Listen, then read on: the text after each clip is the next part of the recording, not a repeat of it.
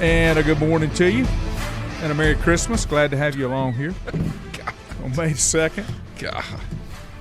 Those guys that, when I worked at ESPN, they would always try to find some way to make things kind of seem ugly for me because I would slip up or I'd ask a question and they wouldn't interpret the question the proper way. And one of those was, it's coming up next week, is Cinco de Mayo. Oh, I love it. Okay? Now, here's the deal. And this is where good morning, Bob. I got aggravated because I said, when is Cinco de Mayo? I wasn't asking May the 5th, okay? Yeah, I was asking which freaking day is it on. Yeah, you were. I was asking I was asking what day it was on. Well, what do you think Cinco is? I said, that's not the question I'm asking, stupid. Well, I used other words, but I said, that's not what I'm asking. I want to know what day of the week it is. I know when Cinco de Mayo is. I know it's May the 5th. I get that. So what day does it fall on? 4th or 5th, I don't know. Whenever. I don't care. I'm not Hispanic. Cuatro de Mayo. I'm not Hispanic. So there you go. Yeah. Hey, man. It's gonna be a great day. Anyway, good morning. Randall, good morning. Mike Self, good morning. Glad to have you guys along with me. Beautiful weather out there. Some rain coming in tomorrow, about a 70-80% chance of thunderstorms. That'd be good.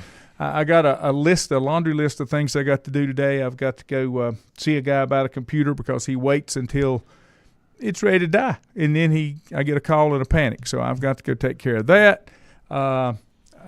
My cousin's going to have some work done on his house. We're meeting with a company called Dry Otter about waterproofing. Good. Yeah, they're good. Well, let me tell you, and I'll go ahead and say this, and I don't normally do stuff like this, but I just want to. We had originally scheduled with DryPro. Had appointments scheduled, had confirmation calls. They didn't show up at their appointment. For your appointment. So waited 90 minutes. And as soon as I left, I called them. Yeah. And I said, you need to cancel my appointment. You did not show up. We can reach. I said, no. You got one shot. We had confirmation. We swapped back and forth. You didn't show up. Nobody called.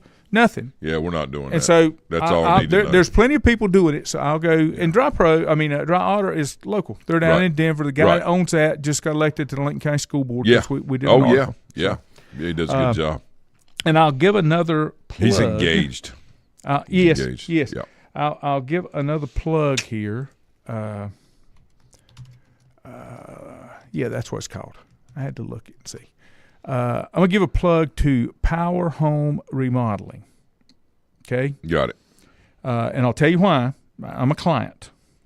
I had wanted to do windows in my house for a long time because they had wood windows. Yep. I fussed at Rick Lawing because I said, why don't you build this house out of brick, put vinyl everywhere except the windows, and you painted them white. He stained one wood window in the house. The rest of them were white. I'm like, why did you do that?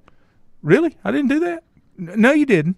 He said, well, I put good windows in, reliability. So I said, I know you did, but it's 30 years. I know what you said. Yeah, right. So I'd wanted to do it. There's all kind of windows coming, and I'm sure there's good ones and bad ones. Yeah.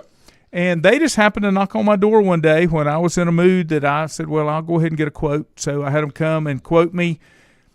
Everything they told me, they did exactly what they said. The thing that I'll say about, and I've already done my review for them, Power Home Remodeling. When they came in, they measured my windows, and they said, we build your windows to spec. We don't buy a stock window and then fill it in. Then fit it, yeah. He said, when we measure, we want to be within a quarter to a half an inch of the opening so that you've got a tight fit. Right. They showed me the windows, the foam they put inside the windows. They showed me how the UV worked, all the stuff. They partner with Pella. Mm-hmm. In my opinion, top two window manufacturers are Pella and Anderson. Sure. I mean, that's the ones. Sure. Pella actually built a factory somewhere in Greensboro, Winston, for power, and they manufacture all their windows there. They give me a date when it would be installed. They told me it would be done in a day. And then the big question I had was, do you do it, or do you just do the deal and then you sub it out? We do it. So it's a company. So company with employees. Yes. So they called me. I was scheduled for a Tuesday install. They called me on a Thursday and said, we have your windows in the warehouse. We have availability Monday if you'd like to move it up to Monday. Right. If you don't, we'll keep it at Tuesday. I said, no, Monday's good. They showed up at 20 till 9. Okay, box truck, lettered, employees, shirts. They had rolled open that thing. They're setting my windows. They had a metal brake in the back of that cube truck. Right. They were 3 guys, 1 inside, 2 outside. The ones outside were taking them out, putting the new ones in. And when they took them out, and they put them in, the guy was doing the trim work on the inside, meticulous. I mean, so he's a master craftsman. Everything down to the Windex, washing them windows as soon as they got installed. Right. 4 o'clock, I'm signing off on the work. They're done. Have a good day, boys. 8 hours. How many windows did you do? 12. Okay, yeah, that's really good. 12. Two small ones, two kitchen type windows, but and absolutely love them. The new house they built there beside of Cornerstone, pretty brick house. Oh yeah, right there on the beautiful, corner. Yeah. That's the windows I put in. They're called Queen Anne grids. Right. We didn't have grids in ours, but these are the small grids that are close to the sides and the top. Oh yeah, sure, it's beautiful. And I can already tell. I can't hear traffic going down the street. It's nice. Yeah, it's tight. And it's tight. Yeah. I think it's going to make a difference when my heating and cooling bills come along. I think my house is much tighter now. Yeah, that's good. And so, it was an investment. Oh, sure. No. And I told the guy, I said, you're the first non-brand name that I would talk to. Right. Because the only one I was really going to consider was Anderson. Sure. Because they do their own. 100%. He said, well, you can get a quote from Anderson. He said, but I promise you they're not going to touch our price. Yeah. And I didn't. I got one quote. It was close to what I had in my mind that I thought it was going to cost me per window to have it done. My windows, when the estimator came out and did the final measurements, he numbered and put a sticker on every window. My windows came in corresponding to those stickers. Window number 1 goes right here. It was, just the way that it was done, the communications, everything about it. And I'll be honest, I was really concerned because I did not know how this would turn out, and it was, a sizable investment to do that. But right now, if the pollen will get out of here, I'd love to use them. But at least I know that when, in the wintertime, we have a lot of warm weather. Sure. You can crack those windows, get that fresh air in. So we're excited, and they, like I say, they did a good job. So I'll do a plug for them. That's great. I'll do a plug. That was a good plug. Yeah. So just throwing that out there. I'm going to give you, and I'm sure they got bad reviews too. Everybody does. Everybody has a bad day. Sometimes things are done the way they said they were going to be done, but they still couldn't make you happy. So that happens sometimes. But that was a great experience for us, and I'm just glad that it worked out. Stephen Lowe, good morning. Andrew, good morning. Mandy, good morning. Happy day late birthday. Travis, good morning. I hope he bought you like a $50,000 present or something for your birthday, because that's important. All right, let's get down to it. I got lots of stuff to do. We got to get to it. Every day's a birthday for Mandy. Because she's married to you. What a lucky lady. What a lucky lady.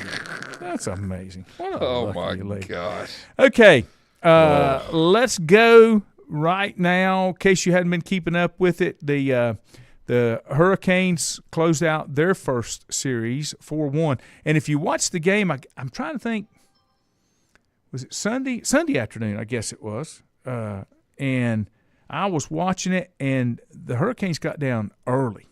I mean, they were down like 3-0 first period. And then all of a sudden they stormed back, and I want to say it was second period when they stormed back. But when they stormed back, they scored 3 goals in like less than 6 minutes on the game clock. And then came back and won it 5-4. So they move on to the next round. One of the things I think some folks were surprised by, you go to the NBA with the finals, the Lakers got knocked out early. And a lot of people are saying, great regular season, but you got to make sure you save some energy. Yeah, you got to make sure you've got what you need to make it through into the next round on through the playoffs. So we'll see how that goes. Let me get your opinion on this before we ever go to NFL, because this happened. All right, go ahead. We have this discussion a lot, and you're involved. Bridget, good morning. Mark Alton, good to see you on here, buddy. You're involved with this type thing, and I have I guess I'm a fan, but I'm glad it's over. Travel ball, AAU ball, all those type things. Sure. They've kind of gotten out of hand. It's kind of set a precedent going into college, and then we'll talk about the Shedeur Sanders thing. It kind of reared its ugly head all the way into the NFL. Yeah. But the one I want to talk about is Tyrese Halliburton's dad. Did you see that story? No, I haven't seen it yet. You know who Tyrese Halliburton is? I do not. NBA basketball player. Oh, yeah. Great guy. That's why I don't know. Okay. I'm kidding. Here's what happened. When the game was over, and I don't remember exactly the players, he's got a big towel with his son's picture on it. Yeah. Comes to the court, sticks it in the star player from the other team's face. Sure. And I'm like, how did they let that happen? Yeah. Now, Tyrese apologized, and then his dad apologized later. Mm-hmm. And then they were talking about, okay, should there be punishment dealt out? Should the dad be kept away from the home arena? Your thoughts? Well, I mean, I think, the one thing that we've lost is, everything is celebrated now in America. I put out a post that had a little bit of language in it, was bleeped out, but about my generation, right? Mm-hmm. I mean, a lot of times our parents forgot our birthdays. Today somebody has a birthday. My God, it's, and then when you go play a game, you play on a weekend and you win a tournament. It's the World Series every weekend, right? Mm-hmm. And I think what we've lost sight of, we've kind of, blurred the lines between achievement and success. Right. And taking the steps. And so to answer the question, no, I mean, I think you need to, and you're talking to somebody that's been kicked out of games before, all right? As a fan and a coach, not as a player, I don't ever think that happened. But as a coach, I got kicked out one time as a player. But as a fan too, just a year ago, right? So you do need to show some restraint and whatever. But at the same time, people are human; they make mistakes, and it's just one of those things that if this is something this guy does all the time, then that needs to be reined in. But we all learn. We have to be immature, make mistakes before we can become better at what we do, right? Mm-hmm. But that's still no excuse not to try to do the right thing most of the time.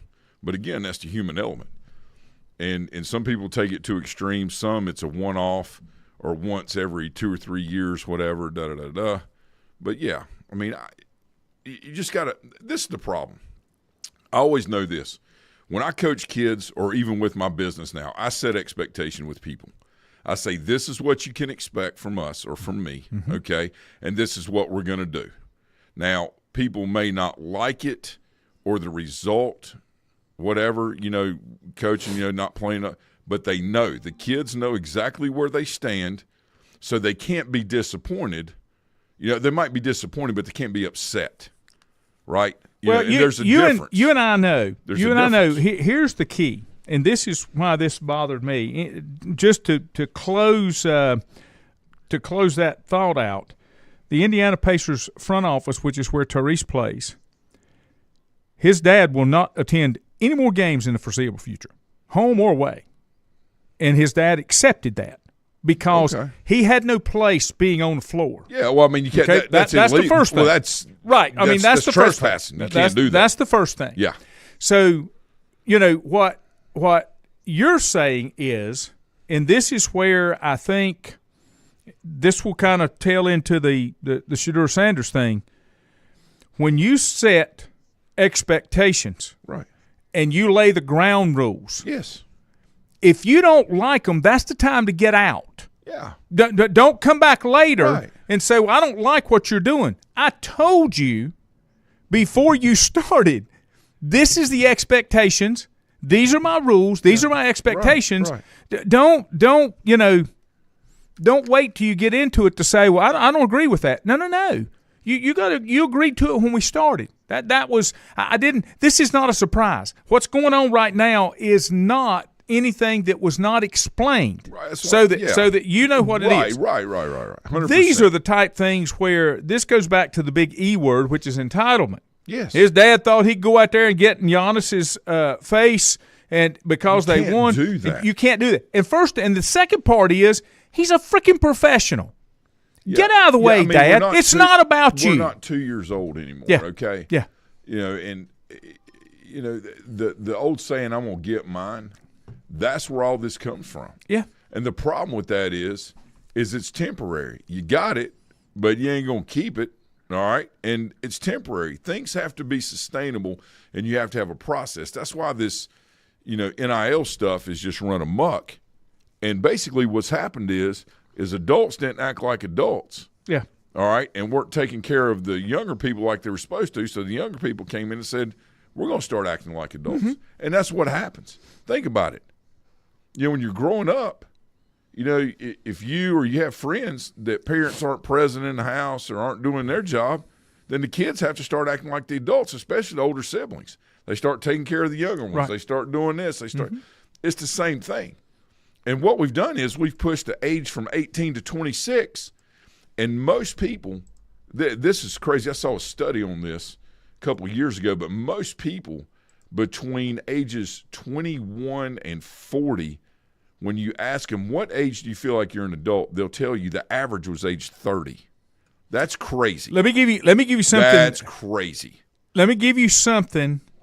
They didn't come from the T. and Rembert house to completely. This is where you're at, big boy. To completely tie that thing in, wow. I did a thing the other day on my afternoon show. I do little factoids, just stuff that's out of the blue. Do you know what the average age is for a male to get married today? The average age, the average male, how old is the average male? I'm just going to take a guess, 33. 30.2. Yeah. That's unbelievable to me. The worst advice I've ever heard in my life was wait, take your time. You got plenty of time. Decide what you want to do. I tell my kids, look, if you want to get married, the earlier the better. Now, I'm not talking about as long as you're grown up and understand. But what I'm saying is go ahead and get married and have kids. You don't need to wait. Because when you wait, you start making bad decisions. You don't invest fully in what you're doing. You don't grow together. You actually, you bring too much into it at an older age, and then you grow apart, right? And I'm talking about first time things, right? And I'm not talking about, other things. But and again, that's just an opinion. I just know that, from what I see and the way things are going, I'm 50, be 53 this month, right? So I remember 53. Yeah, 53 going on 107, right?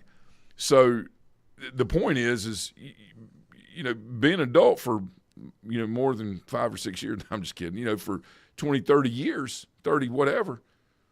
You reflect back on things and you look and say, okay, now how are things a little different? What what would I have done? And you can say that as a parent. There's no manual on it. You do the best you can do, and you make mistakes. You own up to it, and you move on and be better the next time. You don't sit there and waller in it. It's like I told Quinn. I said, look, man, I'm the oldest. You're the oldest.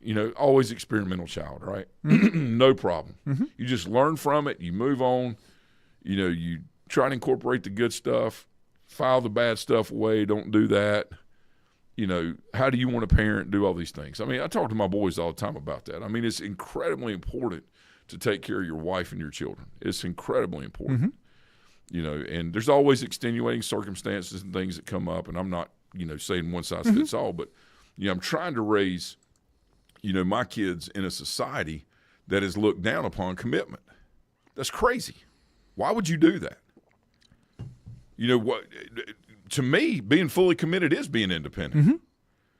Mm-hmm. So, you just try to show them the right way. And this whole thing with like what happened with this boy, I do know what you're talking about. I just didn't really pay any attention to it because the NBA stuff, because I could care less about that. But the whole thing, like you're talking about with Shador and Shiloh and Dion and Travis Hunter, and there's a lot that goes into the style versus substance world. And things are starting to change, and the up in your face, do this all the time, is kind of starting to shift the other way now. So we'll see. Well, here's the deal, and I've told you that there's a lot of things we don't like about the way things are handled in NIL and different things. Starting to shift. Tennessee started that, and it's like, okay, we understand, but we got to have some say and rights and protect ourselves a little bit too. Yeah. You know, but in the NFL and one of the things that happen, and I'll ask you, see if you agree or disagree. What do you think the biggest thing that hurt? There's a list, I think, that hurt Shedeur Sanders in dropping. Now, the first thing I'm going to say is I never thought he was a first-round talent. Whoa. You didn't? No. Okay, no, that's fair. That's fair. And let me tell you why. Yeah, let me tell you why. Sure. He's not had a fair evaluation. I am not a fan of Daddy Ball, okay? He's never played for anybody to give him an objective opinion. His daddy did not even give him the right opinion of what to expect in the NFL. He's not his daddy. That talent level's not anywhere close to Deion. And Deion coming out and saying, okay, well, there's certain places my son's not going to play.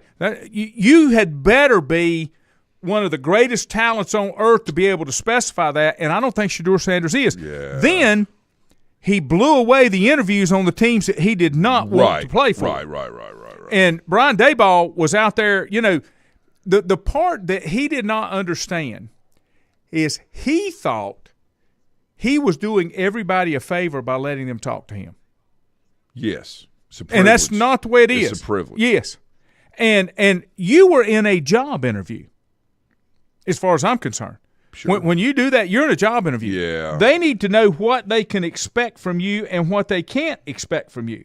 And if they don't, you know, he was given an install package for the Giants because the Giants were looking seriously at him. Well, from the way Daboll does things, yes, it fit the mantra because, I mean, that. Do you respect Daboll as a coach? Oh, 100%. Okay, there you go. He's an amazing person. There you go. As well as, you know, he's an implementer of processes. And, well, anyway, absolutely one of many in the NFL. Just does a great job. Jeff Taylor, good morning. Lincoln Pauly, good morning. You know, here's the thing. You got to humble yourself, even if you don't want to, because when you go from one level to the next, you haven't proved. You know, I've said this for a long time, and it's why the NFL changed it, and they changed it with give me the quarterback out of Oklahoma. I think it was Oklahoma, the last big contract before they put in the rookie salary scale for the NFL. He turned out to be a bust. Somebody listening will come up with that. You're not talking about Ryan Leaf. Oh, no. This guy played for a while but never materialized. But here's the thing. Oklahoma? I think it was Oklahoma. Somebody help me. Who was the quarterback that bounced around the last big contract? And I'll look it up here in a second. Yeah. Here's the thing. When you get to the league, well, let me start it with this question. Is there a difference between Division I football and the NFL? Yes, big. Okay, massive. So massive. When you make that move, yes, you ain't proving jack crap. You got to prove yourself. Yeah, I don't care how good you were there. You're right. You go it's from a different world. Yeah, you go from the best to now you're just a fish in a pond, and it's a big pond, and you're the smaller fish. Sam Bradford. Oh, sure. Sam Bradford. Thank you, Matt Hodge. Absolutely. Yeah, no. Yeah, you're right. You're right. Yes. But you know, they got away from that because they were saying we're throwing all this money at these rookies that have never stepped on the field. That's the problem. It's the wow factor instead of the substance and sustainable factor. Right. Lanny, when I'm interviewing somebody or I'm looking at training a kid, and I'm just giving an example, or looking at bringing somebody on, they have to have the first characteristic of the 13 core principles of success. Yeah. And that is desire. If they are complacent, lethargic, really nice, but not a go-getter, I wish them the very best, and there are things that they can do in the world and make a very positive contribution. It just ain't going to be with me. Well, here's you got to have the motor, and I'm going to supply all the stuff and help that motor motivate it. Here's the deal. You see what I'm saying? Yeah. When I would interview for jobs, and I didn't have to interview, but just for a few in my working career. Sure. But when I would interview for a job, if it was a job that I really wanted, I did my homework. Mm-hmm. I was prepared when I got there. If they were something that they were looking for that I didn't think I could do, I'd be honest with them. But if I felt like I could mold myself into what they were looking for, and then there have been job interviews that I went on that it was like, I'm going to interview for this. I'm completely happy where I'm at. Yeah. If this works out, okay. Yeah. But I'm gonna make sure that they understand what they're getting with me, so that it's kind of like you were saying when you talk to players. I'm going to lay the ground rules. Yeah. And I'm not going to be your puppet. I'm not going to take the rap for decisions that you make. That's not going to. I don't work that way. So, but you have, when you got a player that's going into the NFL, they don't have the luxury to do that. In my opinion. They don't have the luxury to say, I'm going to tell you what I'm looking for, and then you guys need to set it up. That's what he did. He was interviewing them. Instead of them interviewing him. That's correct. And that's the thing about it. Yes. To some degree, that's not a bad thing because you are trying to find the best fit for you. Correct. All right? However, in the way that league is structured, you got, 32 options?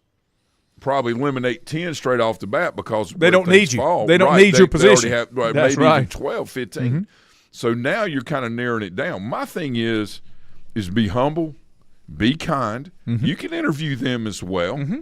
And it's one of those questions in an interview, somebody says, what are your strengths? Where, they give you all that strengths. We just say, my thing is, please tell me why this is the best place for me to be. What value does it bring for the skill set that I can contribute? That is a fair question. That's not being arrogant. That's not being, over whatever, over the top. You ask what their expectations are of you. You're trying to find out where their assessment of you and how they see you fit in those pieces, whatever job that is. Oh, yeah. Okay, the problem is if you got a jam box playing behind you, 16 people behind you, you got an entourage, or the threat of something is always greater than the something, right? Yeah. Like when Dennis Punch, good morning. Just like off the cuff, Mike Trout walks up to the plate. You're concerned he can beat you. Yes. All right? But there's certain players that come up to the plate and you're like, well, I'm just going to pitch to him and whatever happens. But here's the deal. That's because Mike Trout has already proven who he is. And that is my point. That's the difference. That is my point. So when you are in the college ranks and you've only lived one way, and then which right, wrong, or different, it is what it is. Yeah. And then you take that next step, just because you have an expectation of what you think is going to happen, that's the difference between reality and la-la land. It's like, you tell them all the time, hey, look, let's live where our feet are touching the ground. Yeah. I tell kids, out there coaching, especially in football and baseball, look, be where your feet are touching the ground. You can have dreams and aspirations of this, but when you achieve the next step, the work just begins to take the next one. That's correct. It's not you've got it made. You're never done. I heard a kid 2 years ago, well, I've signed with my school, so now I've got it made. Your work just started. Dude, if it had been 15 years ago, I'd have grabbed him by the neck, put him in the headlock, and give him a noogie on top of the head. But I told him, I said, hey, boy, come here. Come here. I said, we're going over in the corner. I called his daddy over, and I said, I want you to know what he just said. Okay? And that is the wrong mindset. The work now begins, and you got to fight for it every day. I don't care what college sport it is. Even when you get to the pros, you're not done. No, you have to fight for it every day because there's somebody always trying to work harder than you out there that is trying to take your place. And I told him, I said, you've got to be your best you. And the problem is some people think status-wise they've already got it made and that they don't have to do anymore. They just exist. When you get comfortable, you start dying. Mm-hmm. Every day you should try to do the toughest thing that you've got to do facing that day first thing in the morning. It's called eating a frog. You should have to eat. You have to do that. The difference between good and greatness, and this is where people are questioning Shedeur. All right? Being great at something, it's normal to be average or below just to exist. And Nick Saban talks about this all the time, right? It's doing what you got to do when you know you got to do it, when you don't want to do it, when you don't feel like doing it, you want to go do something else. Self-evaluation is tough with today's society. Well, because it's instant gratification. Right. Post this, post that, do this, how many likes they get.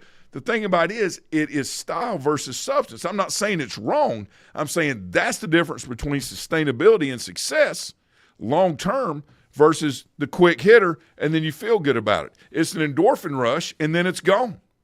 It's gone. And the thing about it is nobody really cares. Yeah. They care for about 3 seconds, and they don't care. They got their own problems. Right.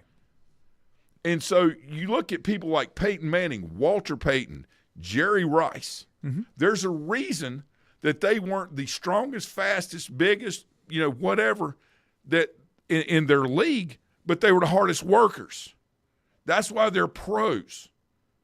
That's the difference. They were able to keep from being majorly injured a lot during their career. Manning had the neck surgery and everything, but Walter and Jerry Rice are great examples. Touching the ball a lot, getting hit, doing things, but they stayed on the field because they trained and stayed healthy.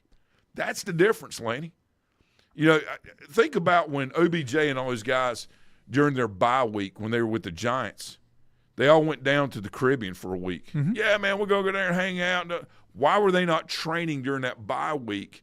And they ended up losing. Yeah. Why? Well, they made a mistake. Okay, I understand that, but they're professionals, and your margin of error is like this big. And they never really recovered from it. Right. None of them did. The other thing, and this was the other thing, there were a lot of teams that viewed Shedeur Sanders as a backup, not a starter, with today's climate of quarterbacks that were out there, okay? The other part that hurt him is when whoever drafts him, you're not just drafting him, you're drafting Dion, you're drafting the entourage, you're drafting the circus that's going to come with it. And I'll tell you why.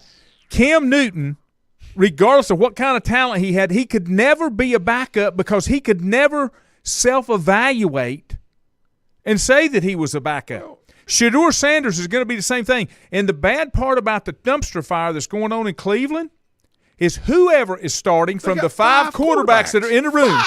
Whoever's starting, when they start to falter, everybody's going, when are you going to play Shedeur? When are you going to do this? He'll get an opportunity. But, the problem with him is going to be if he doesn't succeed, it is not my fault. It is somebody else's fault. Why did the media never press Bill Belichick? They tried to pump his buttons, they push his buttons, they tried to – what did he always say? We're moving on to Cincinnati. Well, what? Yeah, but you said earlier in the week that such and such did this. Do you not think he's like a terrible person? And don't you know the issues of he didn't let I'm going to get involved. It's not football. We're moving on to Cincinnati. Yeah. Yeah, but you videotaped it. Moving on to Cincinnati. Yeah. He didn't respond to it. If you want something to go away, you ignore it. Because there's not that much tenacity. It's just going to keep going and not stop. The problem is you cave into it. Oh, I can't. The pressure is what you put on yourself, not the situation. Yeah. Right? I've been telling kids, I remember that was our slogan the year we won a state championship, 25, 30 years ago, whatever it was. That's what I'd tell the kids. One pitch at a time, one out at a time, one inning at a time, one situation at a time, one game at a time. And that's what we took every pitch here's the deal. Every game. We didn't get caught up in all that crap. Well, here's the deal. Until you get through that moment, you don't even have to think about the next moment. The next moment, you don't know what the situation for the next moment is going to be based on what the outcome of this one. There was my favorite locker room sign when I was coaching. This was my favorite slogan saying, whatever you want to call it. If it's to be, it's up to me. Yeah. I mean, just that simple. 100%. I mean, but the thing of it is, well, what about this guy? Well, no, it's up to him to pull his weight. You can count on me. I'm going to do what I have to do. I don't control him. I don't control anybody else but me. But if everybody buys into the same philosophy that I've got to pull my weight, things happen. Okay, so think of it like this. It's everybody on a team doing their part, right? Prep the kids all week. Let's just talk football, right? High school football, right?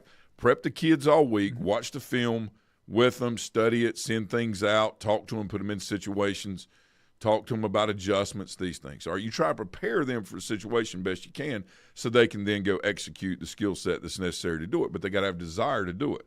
All right, accountability. If it's going to be, like you said, it's up to me. So what do we do as coaches, right? Do we just sit there and say, well, the kids are going to go out and play and great players make great plays? Well, I mean, okay, that's true, but preparation meeting opportunity is what's called luck. Okay, that's the definition of luck. So what do we do as coaches? Well, what I would do is I'm talking about, let's just say personally, if I'm the defensive coordinator, if I'm it doesn't matter, whatever, I don't eat the whole day. Nothing. I may drink 7,000 Diet Mountain Dews. I may drink 500 things of water. It don't matter. But I'm getting all the carbs out of my system for a 24, 36-hour period, right? So I have no fogginess in my brain at all. Nothing. Everything is clear, concise, and very quickly to respond. Now, I'm talking about doing my part. Now, some coaches, eating carbs doesn't bother them. Yeah. Right? With me, I want mental clarity, so I go on a 36, 40, whatever it is, 24, whatever, where I won't eat at all. Nothing. I'll just suck these things down, all right? Right, wrong, or indifferent, that's my thing. Right. All right, so we talk about people doing their part. Coach, like Daybold is a great example of somebody that's doing his part in the NFL. He's a great example of a head coach. I hope that mess that they're in that they can get out of, because he is what today's players need. Pete Carroll is what a lot of today's players need with all those years' experience. Pete's maybe 70-some years old, but he's really like 40, 45 with his energy and enthusiasm and focus, right? But he's got all that experience, so he's really – the head coaches in the NFL today are very, very good, even though some of them I think are too young, and promoted too quickly, which is okay. That doesn't make them wrong to me, right? I'm just saying that's just an opinion. Observation. Right. But I really like the way that they interact with the players, with each team and how they do things. They've got a good construct. They've got a good product. It's a very well-oiled machine. What they've got to do is still continue to grow the brand, which has been amazing what Roger Goodell's done. I mean, people love him, hate him, but it doesn't matter. The man's done his job. No, I'm not a huge fan, but it's like other things. I don't have to be a huge fan, but I do respect what he's accomplished and what he's done for everybody. I mean, and as much as Robert Kraft, influence he has in the NFL, they still handed some things down when it was tough to do. Yep. And so he did his job. And the whole point of this is, like you said, if it's going to be, it's up. It's up. If it's to to me. be, it's up to me. Right. If it's to be, it's up to me. Right. And that's just not the player. That's every person. Everybody. And people don't want to deal with the potential. Like I said, the threat of something is always greater than the actual something. Like, oh my gosh, so and so may get the ball right here. They're going to run over us. Well, they may or they may not. That's 50-50. But the threat of it is like the anxiety level of, oh my gosh, this can happen. It's close to the unknown. That's me personally. I believe that's what happened with the draft slide. Is do I really want to put up with all the things that might happen? Well, this is the part. Here's the deal: is there? And you and I talk about this. Was there enough athlete there to override everything else that's going to come with it? And there wasn't. Well, I think there is. I think there is. I think the problem is that people have seen the last 25, 30 years that major shift where you're only focusing on athleticism and speed and not on the real qualities and contents of what a champion is. I think the mental aspect, the values that somebody has and the way they view things is more important today than it was 20 years ago. It is now because we've let that go. Right. The discipline of focus and determination and desire has been put aside by today's standard of the wow factor, the right now. The problem is, when you are building a championship team, who's the greatest team in the world, sports or non-sports? I talk about it before the chart. Who is it? The Navy SEALs. They're the greatest team in the world. They do not get the best sharpshooter that's out there. They do not get the best doctor. They do not get the best team, lead from a strategic standpoint. What they do is they get the highest character, most dependable people with the highest level of desire to achieve success from a team-oriented goal. And once they get all those people together, then they start weeding them out. But what they do is they put their skill set second to the internal attributes that it takes to be successful. You and I have this conversation all the time. will you take the greatest athlete that's not coachable, or the kid that's got the desire and coachability and half the athleticism? Right. I'm going to take the kid. More out of that kid. That's exactly right. In the moments that mean the most. And because it's a team sport, because I know that I can count on him to work with the other 10 guys that are on the field to make that happen. I ain't trying to win a game. I'm trying to win life with these guys. Right. Okay? Even in my the early game will 20s, take care of itself. I was an unconscious competent. I didn't know exactly how to implement things, or I didn't know what it all meant. I just knew that if we stayed directionally focused, if we stayed disciplined, and we didn't let our emotions get the best of us, and we did what we're supposed to in the hallways, and we practiced every day. We slid every day head first into every base. Day before state championship, first day of practice all the way through. It didn't matter. I knew if we did those things and we checked those boxes and we stayed focused, anything can happen off the field. But when we get there, none of that out stuff matters. None of it. You can have a bad home life. You can be suffering through this. You can just have this thing over here. But when you come out there, that's your safe space. But when you do, we are 100% focused on us. I mean, I told one kid, I said, yeah, I'm going to keep you on the team, but you're trying out every day. And you screw up one time and your rear end's out of here. One time. Don't care. One time. That's all it's going to take. So I better see you diving into the fence. Mm-hmm. I better see you getting in front of balls. I better see, I don't care if you take it off the chin, off the chest. That's just part of it.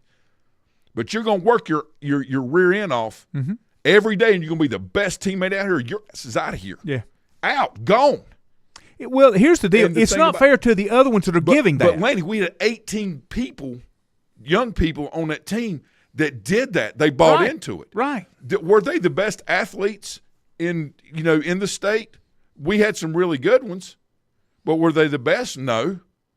But they were the best for each other, and that's my point. We've gotten away from what matters most. Oh, well, he's not fast. I can't play him.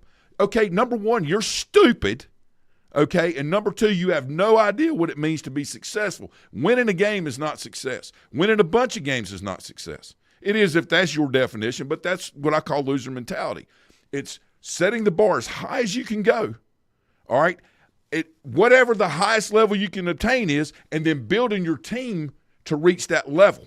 Mm-hmm. None of this other stuff matters below. Well, it's great to talk about, but nobody cares. The problem is, and you hit it on the head, we have a lot of athletes, and I don't care what level they're on, from middle school all the way to the NFL, that keep forgetting that it's a team.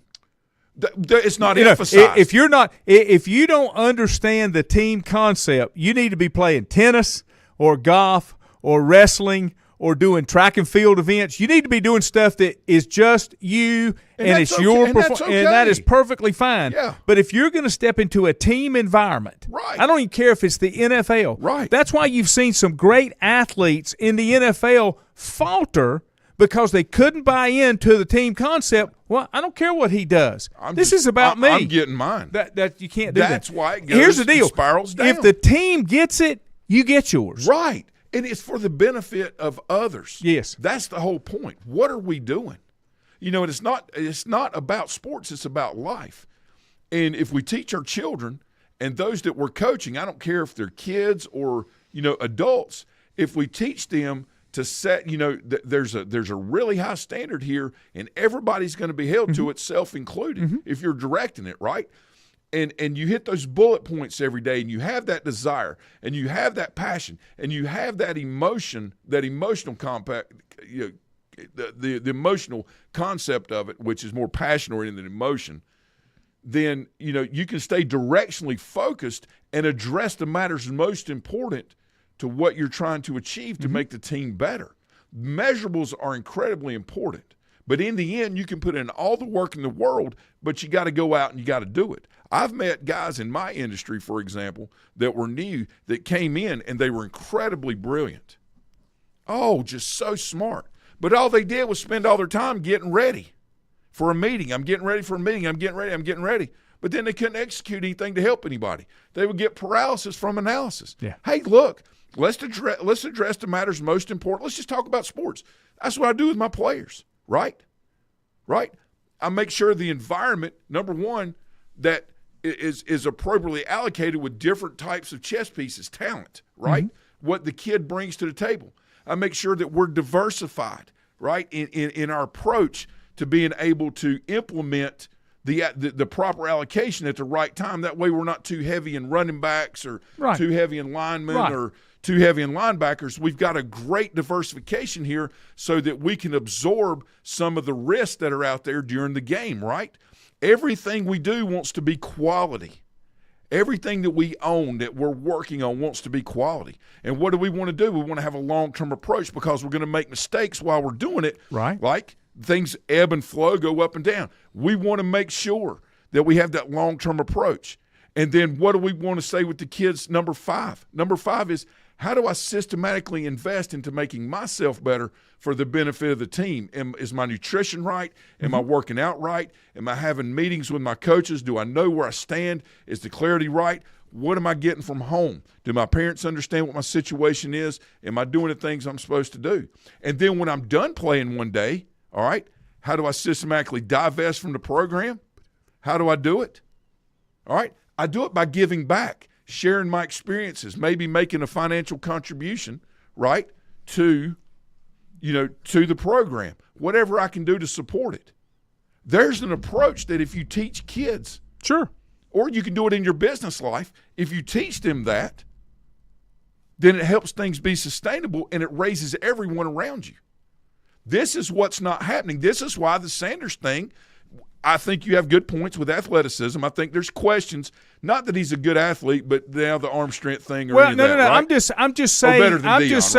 I'm I'm saying that his athletic skills could not overcome the baggage that he had. 100%. That was what I'm saying. 100%. Now, Patrick Mahomes is a great guy. He doesn't have that baggage. He's an athlete that could overcome that baggage because of his abilities. And his dad has not been visible, right? Even though he's got a lot of issues that were shown, right? Like when he had some issues during the Super Bowl, right, with a former player, right, right, and things like that happen. People are who they are. But to your point, Andy Reid and Patrick Mahomes have never had to worry about that. No. Let me mention 2 things before I get out here because I got to get on the road. Number 1, Mark Alton said, and this is a great point. Do you know who he said would have been a great Navy SEAL Team 6 member? Who's that? Pat Tillman. Yeah. You remember? Yeah, and he gave up everything to do what was right. And you know what I'm saying? He probably was. Great example. We tend to forget about him because he spent a little while in the back. Yeah, it's sad. And then to take care of Andrew is all excited because Freddie Freeman's coming back to Atlanta this weekend, so he's all excited. We love Freddie. Yeah. We miss him. And you know what? He's had great success. Good for him being a Dodger, winning, the World Series and being such a great guy and doing all those things. But, again, the guy they traded for has done really well in Atlanta. And he's a good fella. And he's been a great teammate. But I will tell you, sometimes the greatness that comes from a player is not necessarily about the output. Or not just all about the output of the game. It's how he makes others around him better and keeps the locker room intact. It goes back to in today's world when you have a Freddie Freeman with all this flash and everything around his world. I'm going to go back to Shedeur Sanders for one final thing. That's exactly what I'm saying. Yeah. That's exactly what I'm saying. And I hope Shedeur proves everybody wrong. I do too. I wish him to be successful, but he needs to learn how to be successful. Right. Everybody have a good weekend. The boys will be here in the morning. See ya.